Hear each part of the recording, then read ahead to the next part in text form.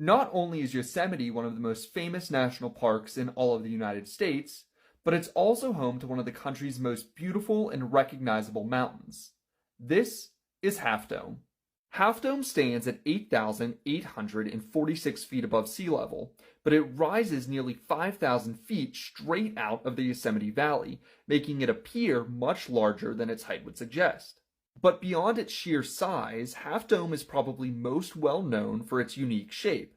As you may expect, Half Dome gets its name from the fact that, from certain angles, it looks like a dome that was cut in half. While the side that faces the Yosemite Valley is a sheer, nearly vertical cliff face, the other three sides are more gradual and rounded. However, from other certain angles, Half Dome looks less like half of a dome and more like a thin rock ridge, but it's beautiful nonetheless. Now, if we want to understand how Half Dome got its now famous shape, then we need to go back in time about 100 million years, when it first started forming. You see, at the time, the area that is now Yosemite was covered by a series of large volcanoes, and the feature that is now known as Half Dome was a magma chamber, similar to this one here, located thousands of feet beneath the Earth's surface. Now, the magma in the Half Dome magma chamber never actually erupted, but rather cooled in place underground, forming a type of igneous rock called granite.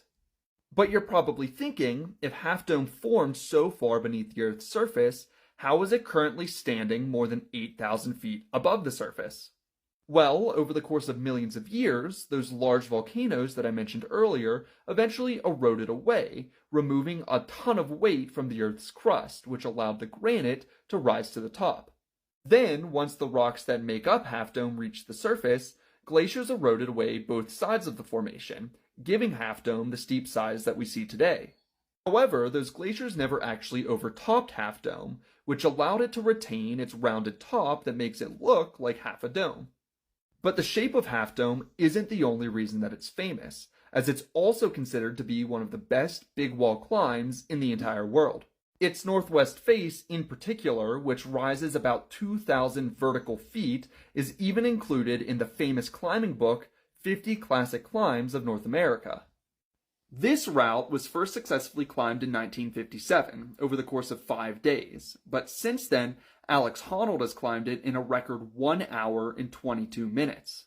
Alex Honnold also achieved the first free solo of Half Dome, meaning that he climbed it by himself with no ropes or other protective equipment, doing so in only 2 hours and 50 minutes. But if you're like most people and don't want to do any big wall climbing, then you can still reach the summit using